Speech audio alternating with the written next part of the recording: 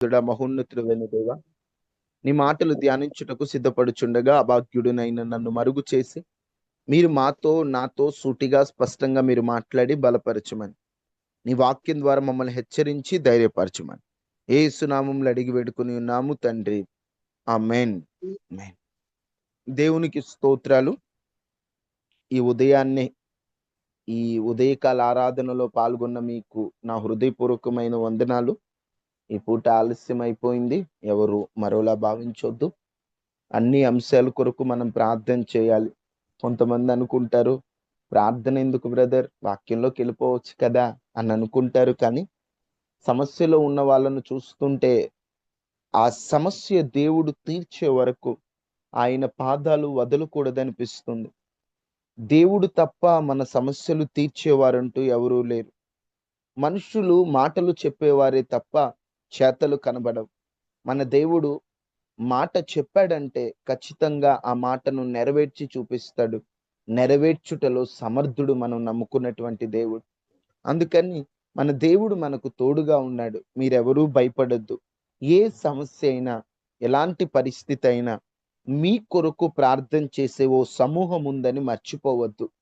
మీ సుఖములో మేము వస్తామో లేదో నేను చెప్పలేను, కానీ మీ కష్ట సమయంలో ఈ యూత్ ఉంది, ఇమాన్యుయల్ యూత్ అనేటువంటి ఒక సమూహం నా వెనకుంది. దాంట్లో ప్రార్థన చేసే యవనులు ఉన్నారు, ప్రార్థన చేసే స్త్రీలు ఉన్నారు, ప్రార్థన చేసే తల్లులు ఉన్నారని మర్చిపోవద్దు. ఎందుకంటే ప్రేమ కలిగిన తల్లులను, ప్రేమ కలిగిన సహోదరులను, ప్రేమ కలిగిన తమ్ముళ్లను దేవుడు మనకిచ్చాడు. ఏ అవసరమైనా వారు మన కొరకు ఫిజికల్ గా మీ దగ్గరకు వచ్చి సహాయం చేయలేకపోవచ్చేమో, కానీ ప్రార్థనతో మీకెప్పుడు మేము సహకారిగా ఉంటాం. మనందరం వేరు వేరు కాదు, మనందరం ఒక కుటుంబం. ఆ కుటుంబంలో మనందరం కూడా సహోదరులం. దేవుడు మనకు తండ్రి. మన తండ్రి ఉన్నంత కాలం మనకు దిగులు లేదు. మీకు మేమున్నాం, మాకు మీరున్నారు, మనకు తండ్రి ఉన్నాడు. మీరెవ్వరు దిగులు పడద్దు. ఏ ప్రేయర్ రిక్వెస్ట్ అయినా మాకు చెప్పండి, మేము ప్రార్థన చేస్తాం. మాకున్న బిజీ షెడ్యూల్లో ఒకవేళ వెంటనే మెసేజ్ చూడకపోయినా, ఫోను ఎత్తలేకపోయినప్పటికీ తర్వాతైనా మేము చూసుకొని చేసి మీ ప్రార్థన అవసరత తీరేంత వరకు ప్రభు పాదాలు పట్టుకొని వదలకుండా ఉండే బాధ్యత మాది. అందుకని మీరందరూ ధైర్యంగా ఉండండి. మనందరం ఒకటి. ఒక చిన్న ఆలోచన నాకు వచ్చింది. ఏంటి ఆలోచన అంటే, ఈ రోజుల్లో పరిస్థితి ఎలా ఉందంటే, అందరికీ ధనవంతులు కావాలని ఆశ ఉంది. కానీ అర్థం కాని విషయం ఏంటంటే, ప్రస్తుత పరిస్థితిలో చాలా మంది దరిద్రతను అనుభవిస్తున్నారు. దరిద్రత ఎట్లాంటి దరిద్రత అంటే, ఆర్థికంగా చితికిపోయిన స్థితిలోకి వెళ్ళిపోయాం. కొందరిని దేవుడు పరీక్షించుటకు ఆర్థిక ఇబ్బందుల్లో వారిని అనుమతి ఇచ్చాడు. మరికొందరిని దేవుడు ఓ గొప్ప దీవెన ఇచ్చే ముందు వారిని కాస్త సమస్యలకి అప్పగించాడు. అంటే దాని అర్థం, ఈ ఇబ్బందులు పడిన తర్వాత వాళ్ళకు ఒక గొప్ప బహుమానం దేవుడు దాచుంచాడు. కానీ కొంతమంది చేతులారా దరిద్రతను కొని తెచ్చుకున్నారు. దేవుడు బహుమానాన్ని ఇవ్వడానికి మనకి దరిద్రత అనుమతిస్తే సంతోషం. ఓపికతో ఈ సమస్యలు, శోధనలు, ఆర్థిక ఇబ్బందులు భరించి ఆ తర్వాత బహుమానాన్ని పొందుదాం. లేదా దేవుడు పరీక్షకు వదిలేశాడా? సరే, పరీక్షకు అనుమతించాడని పరీక్షలో గెలవటానికి, నెగ్గి నిలబడటానికి ప్రయత్నం చేద్దాం. కానీ చేతులారా దరిద్రతను కొని తెచ్చుకున్న వారిమైతే, అమ్మో, అసలు ఎందుకు వస్తుంది ఈ దరిద్రత? ఒకవేళ ఈ లక్షణాలు మనలో ఉంటే ఆర్థికంగా మనము దరిద్రతలోకి వెళ్తామేమో. ఆ దరిద్రత రావడానికి కారణాలు చూసి ఆ లక్షణాలు మనలో లేకుండా జాగ్రత్త పడదామా? చూడండి, సామెతలు గ్రంథం 28వ అధ్యాయం 22వ వచనం. సామెతలు గ్రంథం. మన దరిద్రతకు కారణం ఏమిటి? ఒకవేళ ప్రతిసారి మీ దరిద్రతకు పాపమే కారణమని నేను చెప్పలేను. మనందరం ఆర్థిక క్షోభ అనుభవిస్తున్నవారు. ఏనాడు చేయి చాపి ఓ 100 రూపాయలు ఎవరిని అడగని వారు ఈ రోజున కనిపించే ప్రతి ఒక్కరిని అప్పడిగే అంత దరిద్రతలోకి, కనీసం తినడానికి తిండి లేక కంట్రోల్ బియ్యం వండుకునే అంత దరిద్రతలోకి కొంతమంది వెళ్ళిపోయి ఆర్థిక క్షోభకి కారణమేమిటి? ఏనాడు చేయి చాప నేను ఇప్పుడు చేయి చాపుతుంటే అవమానంగా ఉంది, బాధగా ఉంది, తట్టుకోలేని వేదనగా ఉంది. అప్పిచ్చేవాడు నాకేంటి హీరోలాగా వాడు పోజు కొడుతున్నాడు, నేనేమో వాడి దగ్గర మాటి మాటికి చేయి చాపుతున్నానని ఓ ఆర్థిక క్షోభ, ఓ దరిద్రతకు కారణాలేమిటి? చదవండి అమ్మా. సామెతలు 20. శరీరులను బాధించు దరిద్రుడు చెడు దృష్టి కలవాడు ఆస్తి సంపాదించి చెడు దృష్టి తనకు గలవాడు దరిద్రత ఆస్తి వచ్చినని వానికి సంపాదించేను, అతను తెలియదు. తనకు దరిద్రత వచ్చినని అతనికి వాడికి తెలియదు. తెలియదు. దరిద్రత ఎట్లా వస్తుందయ్యా అంటే, చెడు దృష్టి కలిగి ఆస్తి సంపాదించుకొనుటకు ఆతురపడువాడు తనకు దరిద్రత వచ్చునని వానికి తెలియదు. చెడు దృష్టితో ఈరోజు చాలా మంది చెడ్డ పనులు చేసి ఆస్తి సంపాదించాలి, ఏదో ఒక పనికి మాలిన పని ద్వారా ఆస్తి సంపాదించాలి అనేటువంటి ఓ ఆలోచనతో ముందుకు అడుగులేస్తున్నారు. వాక్యములో స్పష్టంగా ఉంటది, చెడు దృష్టి కలిగి ఉండుట వలన, చెడు దృష్టి, చెడ్డ ఆలోచనతో నీవు ధనము సంపాదించాలనుకుంటే, ఆస్తి కూర్చుకోవాలనుకుంటే నీకు తెలియకుండానే దరిద్రత నీ దగ్గరకు వచ్చేస్తా. చాలా మంది ఈ రోజులలో కుటుంబం జరగట్లేదని, పరిస్థితి బాలేదని చెడు మార్గాలు ఎన్నుకుంటున్నారు. ఆ మార్గములో 1 రూపాయి వస్తదేమో కానీ 2 రూపాయలు పోతుందని మర్చిపోవద్దు. చెప్పొచ్చో లేదో నాకు తెలీదు, సందర్భం వచ్చిందని మాట్లాడుతున్నాను. కొందరు స్త్రీలు, కొందరు పురుషులైనా, కొందరు స్త్రీలైనా కుటుంబ పోషణల కొరకు మార్గం తప్పి, ఒక స్త్రీ ఆమె కుటుంబ పోషణ కొరకు అక్రమ సంబంధాన్ని ఆమె వెంట పెట్టుకొని భారీగా సంపాదించాలనుకుంది. కానీ చివరికి ఏమైందంటే భయంకరమైనటువంటి రోగం ఆమె దగ్గరకు వచ్చి ఆస్తి సంపాదించుకోవడానికి బదులుగా దరిద్రతను సంపాదించుకుంది, రోగాన్ని సంపాదించుకుంది. ఈరోజు నా మాటలు మీకు ఎంతవరకు అర్థమవుతున్నాయో లేదో నాకు తెలియదు, కానీ నేను మీతో చెబుతున్నటువంటి ముఖ్యమైనటువంటి మాట ఏమిటంటే, ధనము సంపాదించడానికి చెడ్డ దృష్టి కలిగి గనక ముందుకు అడుగులేస్తే ఈ రోజున మీకేదో వస్తున్నట్లు అనిపించొచ్చు, కానీ దరిద్రత వస్తుందని మరిచిపోవద్దు. ఈ రోజున వడ్డీ వ్యాపారాలు చేయటం ధనం సంపాదించాలని, లేదా కొంతమంది అన్యాయంగా డబ్బులు తీసుకోవడం, లంచం తీసుకోవడం, తప్పుడు పనుల్లోకి ముందుకు వెళ్ళడం, వీటి ద్వారా ఈ చెడ్డ దృష్టి వలన దరిద్రత వస్తుంది. అమ్మా, ఆర్థికంగా క్షోభ అనుభవించిన న్యాయంగా బ్రతుకుదాం తప్ప నీతి తప్పి ప్రవర్తించొద్దు, పరిశుద్ధత తప్పి ప్రవర్తించొద్దు, చెడ్డ మార్గంలో డబ్బు సంపాదించొద్దు. ఈ రోజున చాలా మంది చెడు మార్గాలు ఎన్నుకుంటున్నారు. అదేంటంటే ఆర్థిక క్షోభ అంటున్నారు. ఒక యవనస్తుడు, ఎవడో ఒక ఆయన వచ్చి, రే నీ పరిస్థితి మారిపోద్ది, నీకు 1,00,000 రూపాయలు ఇస్తాను, ఈ గంజాయిని తీసుకెళ్ళి నేను చెప్పిన ఊర్లో ఇచ్చిరమ్మన్నాడట. ఈ పిల్లోడు అనుకున్నాడు, నేను గంజాయి తీసుకెళ్తున్నానని ఎవరికి తెలుస్తుంది, నేను గంజాయి తీసుకెళ్లి అమ్ముకుంటే ఎవరు చూస్తారన్నట్టు ఆ గంజాయిని బ్యాగులో పెట్టుకొని, బుక్స్ పెట్టుకొని ఏం తెలియనట్టు వెళ్తున్నాడు. ఆ వెళ్తున్న సమయంలో పోలీసులకి ఆ యవనస్తుడు కనబడ్డాడు. ఆ పోలీసులు ఆల్రెడీ గంజాయి ఉన్నదన్న వాళ్ళకి ఆ విషయం రావడం ద్వారా ప్రతి బ్యాగు చెక్ చేస్తున్నారు. ఈ యవనస్తుడు ఎవరు చూస్తాళ్లే అనుకున్నాడు, డబ్బులు వస్తాయనే ఆశతో వెళ్తున్నాడు. చదువుకునే యవనస్తుడండి. ఆ దారిలో వెళ్తుంటే పోలీసులు చూశారు, బ్యాగ్ చెక్ చేస్తుంటే పుస్తకాల వెనుక ఆ గంజాయి బయటపడింది. ఆ యవనస్తుని తీసుకెళ్లి జైల్లో పెడితే ఇప్పటికీ ఆ యవనస్తుడికి బెయిల్ దొరకలేదండి. తల్లిదండ్రులు ఏడుస్తున్నారు. 1,00,000 సంపాదించాలనుకున్నారు. కోర్టు అతనికి ఆ పన్ను కట్టాలి కదా, ఆ పన్ను 2,00,000 వేశారట.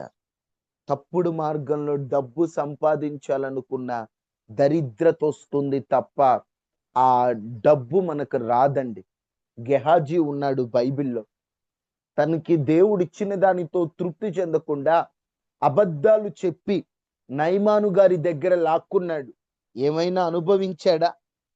డబ్బును అనుభవించలా, కుష్టిని అనుభవించాడు. నయమాను డబ్బుని తెచ్చుకుందాం అనుకున్నాడు, కానీ ఏం తెచ్చుకున్నాడు? కుష్టి తెచ్చుకున్నాడు. నా మాటలు ఆలకించండి. చెడు మార్గాల్లో డబ్బులు సంపాదిస్తే, ఆస్తిని కూర్చుకుంటే దరిద్రత వస్తుంది. 2 అక్కడే సామెతలు 28:19 తన అసలు పొలం మన దరిద్రతకు కారణం తన పొలము సేద్యము చేసుకుని వానికి తన పొలము సేద్యము చేసుకుని వానికి కడుపు నిండా అన్నము దొరుకును. కడుపు నిండా అన్నం దొరుకును. వ్యర్థమైన వాటిని అనుసరించు వారికి వ్యర్థమైన వాటికి అనుసరించు వారికి కలుగు పేదరికము ఇంతింత కాదు. కలుగు పేదరికము ఇంత అంత కాదు.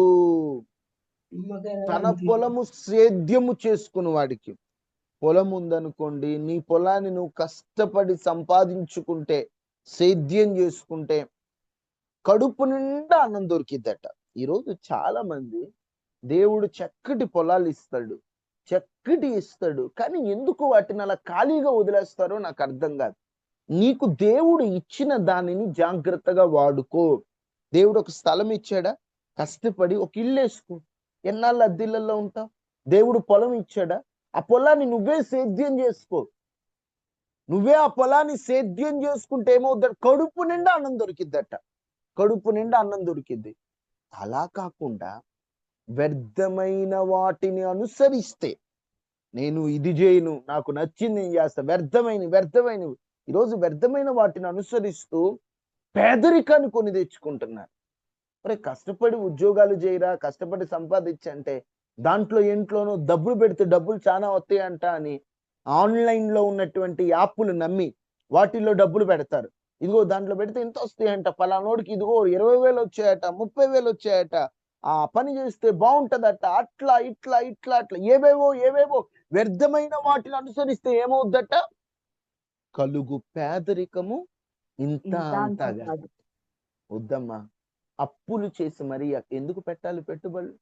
లక్షలు నష్టపోతున్నారు యవనస్తులు.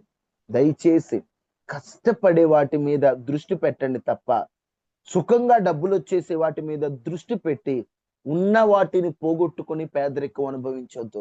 ఒక మాట చెప్తాను, ఊరిక డబ్బులు ఎలా వస్తాయి?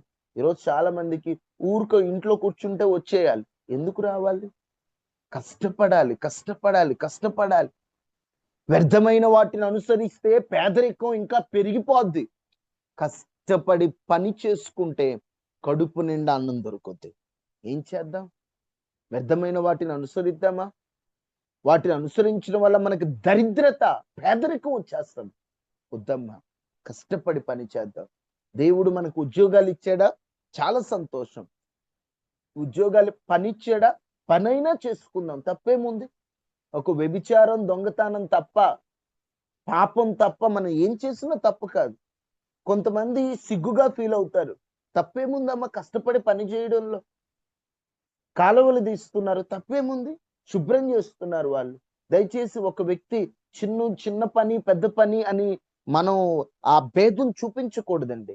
అందరూ సమానం, అందరూ కష్టపడేవాళ్ళు. ఈ రోజు ఏమో గవర్నమెంట్ ఉద్యోగస్తునికేమో భలే మర్యాద ఇస్తారు. అబ్బా సార్, అది సార్, ఇది సార్ అని. ఏదైనా మున్సిపాలిటీ వాళ్ళు కనిపిస్తే వాళ్ళ పక్కన నిలబడడానికి కూడా ఇష్టపడరు. దేవుని పిల్లలు అలా ఉండొచ్చా? కష్టపడేవాడు ఎవరైతే ఏమైంది? నా దృష్టిలో, నేను ఇలా మాట్లాడొచ్చో లేదో నాకు తెలీదు, ఒక పెద్ద గవర్నమెంట్ ఉద్యోగం కంటే ఆ చిన్న మున్సిపాలిటీ పనిచేసేవాడు గొప్ప.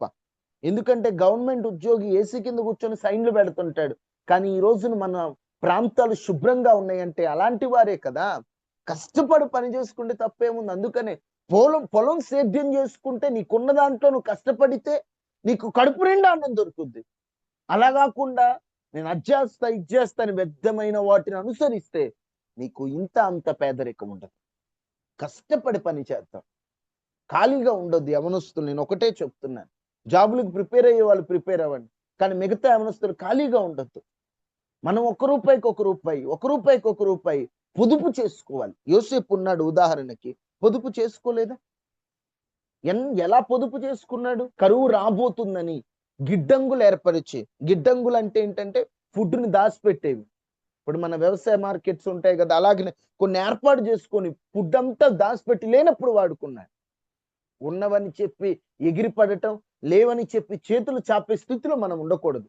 ఉన్నా లేకపోయినా ఎప్పుడు పొదుపు చేసుకుంటూ ముందుకెళ్ళాలి.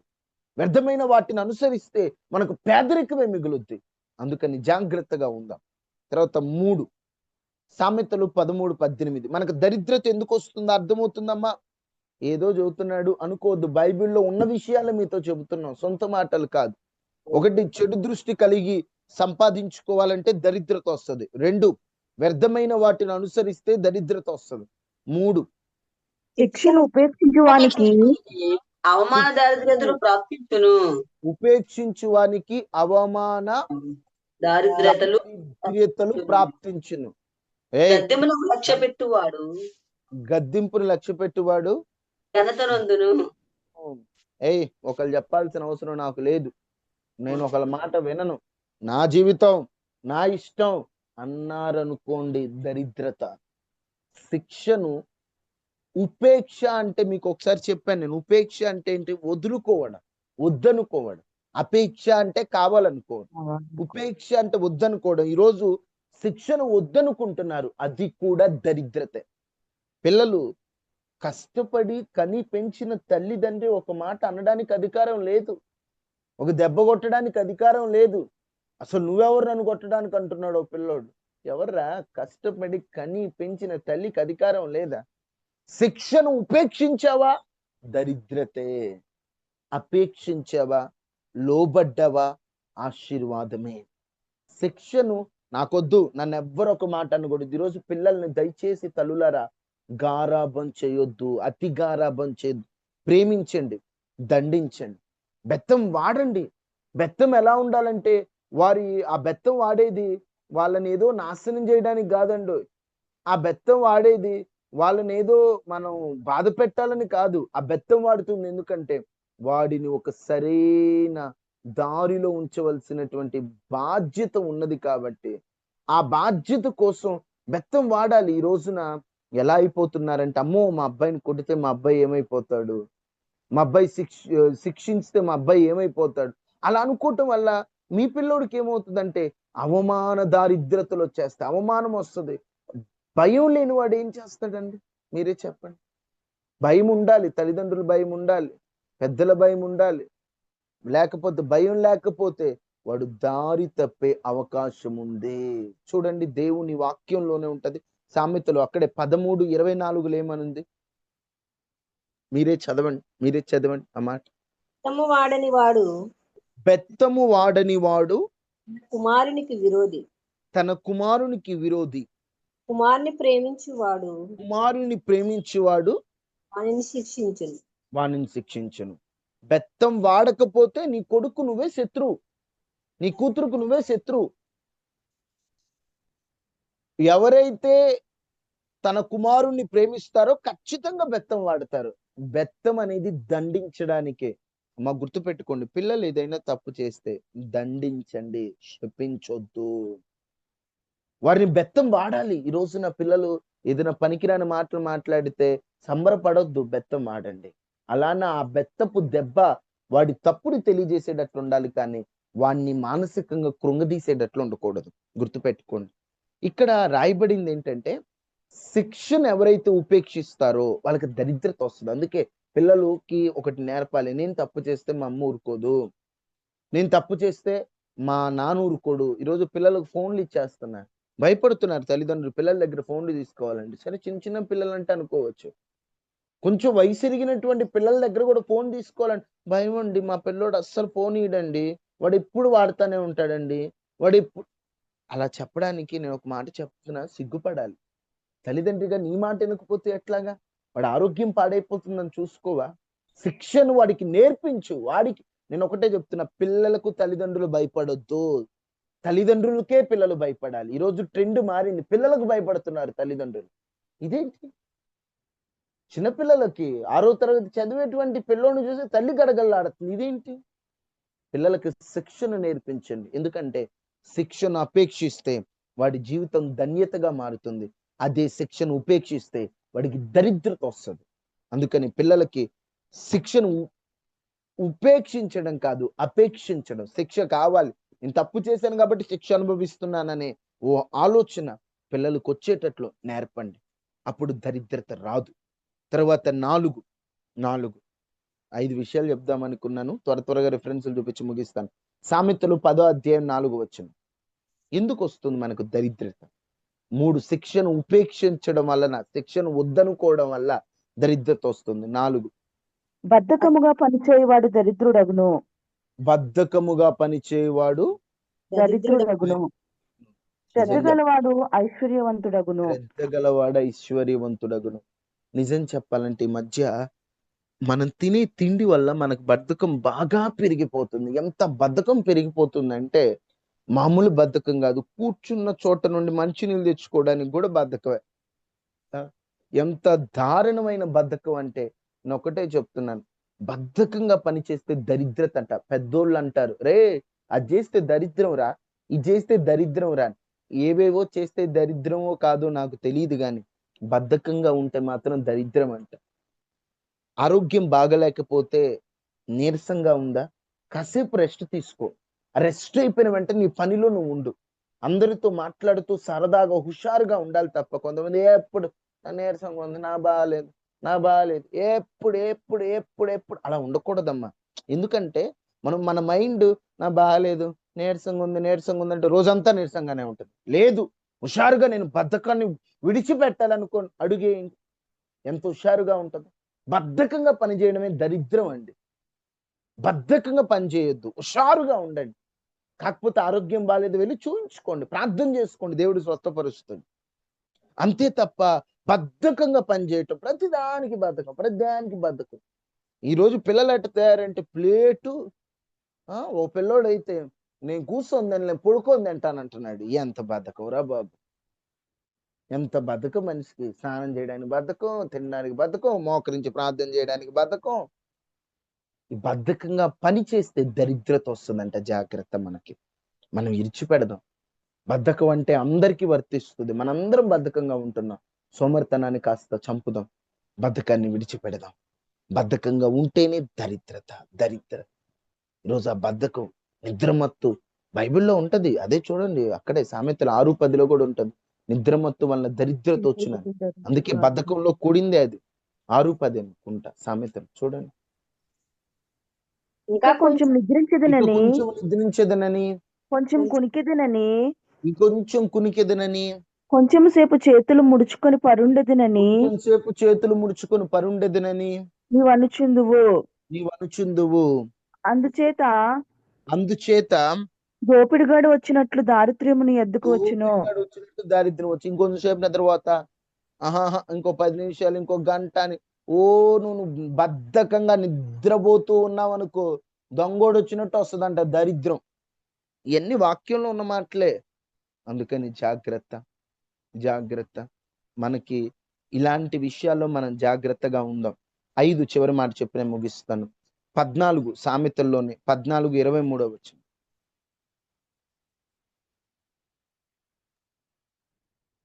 ఏ కష్టము చేసినను లాభమే కలుగును. వట్టి మాటలు లేమిడికి కారణం. ఈరోజు కొంతమంది ఆ పని చేస్తే లాభం లేదురా, ఈ పని చేస్తే లాభం లేదురా అంటే బైబిల్లో స్పష్టంగా ఉంటది. అరే, కష్టం అయితే వ్యర్థం కాదురా. ఏ కష్టము చేసినా లాభమే వస్తుంది. ఒక కష్టం పడితే మనకు లాభమే వస్తుంది. ఒట్టి మాటలే లేమిడికి కారణం అంటే, ఈరోజు మాటలు చెప్పేవాళ్ళు ఎక్కువ. ఒట్టి మాటలే మనకు దరిద్రతకు కారణం అయిపోతుంది. అందుకని ఒట్టి మాటలు కాదు, కష్టపడదు. చివరిగా ఇంకొక మాట, 6వ మాట కూడా చూపిస్తాను. సామెతలోనే 11:24 వెదజల్ల వెదజల్లి అభివృద్ధి పొందువారు కలరు, ఉమ్. తగిన దానికన్నా తక్కువ ఇచ్చి లేమిడికి వచ్చువారు తగిన కలరు. దానికంటే తక్కువ ఇచ్చి లేమికి వచ్చేవారు కలరు. సందర్భం వచ్చిందని మాట్లాడుతున్నాను. దేవునికి ఇచ్చే విషయంలో ఎంత వెదజల్లితే అంత అభివృద్ధట. తనకు ఉన్నదాన్ని ఉన్నా కూడా దేవుడు ఇవ్వకపోతే అది వేరు. దేవుడు ఇచ్చినా కూడా దేవునికి గనక ఇవ్వకపోతే ఏమవుతుంద? తగిన దానికన్నా తక్కువ ఇచ్చి లేమికి వచ్చేవారు కలరట. మీకు ఒకటి చెప్తున్నాను, ఎప్పుడు గుర్తుపెట్టుకోండి, సందర్భం వచ్చిందని చెప్తున్నాను. నీకు దేవుడిచ్చిన దానిలో దేవునిది దేవుని సొత్తు చేసేయండి. నీకు 10,000 దేవుడు ఇచ్చాడు, 1,000 రూపాయలు దేవుడికి ఇచ్చేసే. 10వ భాగం అది దేవుని సొత్తు అని నమ్ము.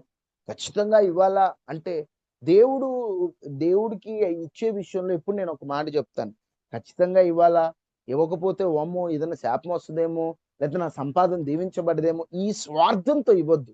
నా దేవుడు నాకు ఇంత ఇచ్చినప్పుడు నా దాంట్లో 10వ వంతైనా నా దేవుడి పనికి నేను ఇవ్వలేనా అనే ఆలోచనతో ఇవ్వాలి తప్ప, దేవుడికి ఇచ్చేటప్పుడు దేవుడికి ఇవ్వకపోతే మాకు ఇంట్లో సమస్యలు వస్తాయి, దేవుడు ఇవ్వకపోతే మాకు ఇబ్బందులు ఎక్కువ అవుతాయి, ఇట్లా స్వార్థంతో ఇవ్వద్దు.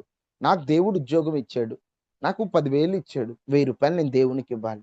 నా కొరకు ప్రార్థన చేసే సేవకులకి వారు ఏం చేస్తారో వారు దేవునికి లెక్క చెప్పుకోవాలి. నా గురించి ఆలోచించే వారికి నేను దేవుని పనికి ఇవ్వాలి. మీరు ఇచ్చినది ఒక మనిషికైనా అది దేవుని లెక్కలోకి వెళ్తుంది. ఉండి కూడా ఎవరైతే దేవునికి ఇవ్వడానికి వెనకడుగు వేస్తారో అది కూడా లేమికి కారణమేనట. ఈరోజు దశమ భాగాలు కానీ ఏదైనా దొంగల వల్లే మనం ఉండకూడదండి. దేవునికి ఇచ్చే విషయంలో కొంతమంది భలే పిసినారులుగా ఉండకూడదు. సందర్భం వచ్చిందని చెప్తున్నా. అలానే లేని అప్పు చేసి ఇవ్వమని నేను చెప్పట్ల.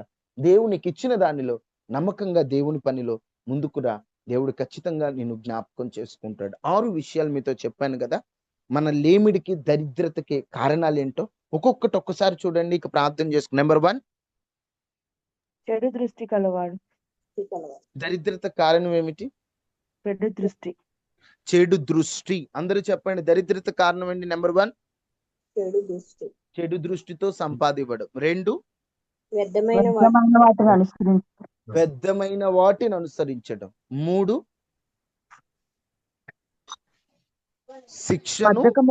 శిక్షను ఉపేక్షించు వాడికి ఉపేక్షించడం. 4, బద్ధకంగా పనిచేయడం. 5, కష్టపడకుండా ఒట్టి మాటలు మాట్లాడడం. ఒట్టి మాటలు మాట్లాడడం. 6, దేవునికి ఇచ్చే విషయంలో పిసినారులుగా ఉండటం. ఇవే మన దరిద్రతలకు కారణమేమో. కొంతమంది 6వ మాటగా కొంతమంది దేవునికి ఇచ్చే విషయంలో ఆ దేవునికి కాదు మనుషులకి ఉద్దేశించి ఇస్తున్నారంటే అసలు దేవుడికి ఇవ్వద్దు. ఆ దేవుడు లెక్కలోకి రాదు. నా దేవుని పనికి నేను ఇస్తున్నానని ఇవ్వండి. నీకు కలిగిన దానిలో ఇంత ఇస్తేనే గొప్ప, 10,000 ఇస్తే గొప్ప, 100 రూపాయలు ఇస్తే తప్పు, అలా ఎప్పుడు ఉండదండి దేవునికి. నీకున్న దానిలో నీకు ఇప్పుడు ఒక చిన్న పేద కుటుంబం ఉంది, 100 రూపాయలు వాళ్ళకి ఎక్కువ, దేవుడు వాళ్ళ 100 రూపాయలు ఇచ్చావా నువ్వు దేవుడు దీవిస్తాడు. ఇప్పుడు పెద్ద కుటుంబం ఉంది, వాళ్ళకి 1,00,000 రూపాయలు ఎక్కువ, 1,00,000 ఇచ్చాడు అనుకోండి, వాడి స్థాయికి వాడికి 1,00,000 ఎక్కువ, వీడి స్థాయికి వీడికి 100 ఎక్కువ. ఇప్పుడు 100 ఇచ్చినోడు తక్కువ, 1,00,000 ఇచ్చినోడు ఎక్కువ అని ఉండదు దేవునికి. నీకున్న స్థాయిలో నువ్వు ఆయన పనిలో ఎలా వాడబడుతున్నావు అన్నదే ముఖ్యం. అక్కడ భేద విధవరాలు కాసులు ఉపమానం చెప్పడానికి కారణం కూడా అదే. ఆమె స్థాయిలో ఆమెకు అది గొప్ప, వేరే వాని స్థాయిలో వేరేది గొప్ప. అందుకని లేనిపోని దరిద్రత మనకొద్దు. ప్రార్థన చేసుకొని పశ్చాత్తాపడదాం. ఒకవేళ ఇక్కడ మనం ఏదన్నా బద్ధకాన్ని బట్టి కానీ, శిక్షను ఉపేక్షించడం బట్టి కానీ, దేవుని సొమ్మును దొంగలించడం బట్టి కానీ, ఇలాంటి వాటిని బట్టి దరిద్రత మనకేమైనా వచ్చిందేమో ప్రార్థన చేసుకుని ప్రభు సన్నిధిలో అడుగుదాం. ప్రార్థన చేసుకుందాం. మహాపరిశుద్ధుడా, మహోన్నతుడు అయిన దేవ, దయగలిగిన రాజ్యానికి వందనాలు. దరిద్రత ఒక మనిషికి రావడానికి కారణాలు ఏంటో మేము చూసాం. ఈరోజు మేము అనుభవిస్తున్న దరిద్రతకు ఒకవేళ మాలో ఉన్న ఈ చెడు లక్షణాలే కారణమేమో, మమ్మల్ని క్షమించండి అయ్యా.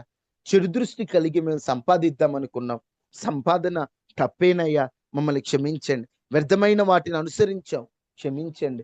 శిక్షను ఉపేక్షించాం, క్షమించండి. బద్ధకం ఎక్కువైపోయింది, నిద్రమత్తు పెరిగిపోయింది, క్షమించండి. ఒట్టి మాటలు తప్ప కష్టపడలేదు, క్షమించండి అయ్యా. నీకు ఇచ్చే విషయంలో దొంగలించాం, క్షమించండి అయ్యా. వీటిని బట్టి మాకు దరిద్రత వస్తే యేసు నామములో వాటిని పోగొట్టండి అయ్యా. మాకు లాభాన్ని ఇవ్వండి అయ్యా. అయ్యా, దరిద్రతతో అల్లాడిపోతున్నారయ్యా నీ పిల్లలు. ఒక్కసారి దృష్టించండి. అనారోగ్యంతో ఉన్న వారికి స్వస్థత ఇవ్వండి. మానసికంగా కృంగిపోయిన వారికి ధైర్యాన్ని ఇవ్వండి. కన్నీటితో ఉన్న వారికి కన్నీరు తొడవండి. కష్టాల్లో ఉన్న వారికి విడుదల ఇవ్వండి. ధైర్యాన్ని ఇవ్వండి. బలపరచండి, లేవనెత్తండి, వాడుకోండి, క్షమించండి అయ్యా. నీ బిడ్డలకు తోడుగా ఉండి ప్రతి ఇంటి చుట్టూ కంచి వేసి వైరస్లు, అనారోగ్యాలు, ప్రమాదాల నుండి తప్పించి క్షేమాన్ని ఇవ్వండి. ఈరోజు మాతో మాట్లాడిన మాటలు బట్టి నీకు వందనాలు చెల్లిస్తూ యేసు నామములో అడిగి వేడుకొని ఉన్నాము తండ్రి. ఆమేన్, ఆమేన్, ఆమేన్. తండ్రి అయిన దేవుని ప్రేమ, కుమారుడైన యేసుక్రీస్తు వారి కృప, పరిశుద్ధాత్మ నిన్న సహవాసం మనకి మన కుటుంబాలకి ఎల్లప్పుడూ ప్రభు కృప తోడైండును గాక. ఆమేన్. ఆమేన్. వందనాలయ్యా. అందరికీ వందనాలు.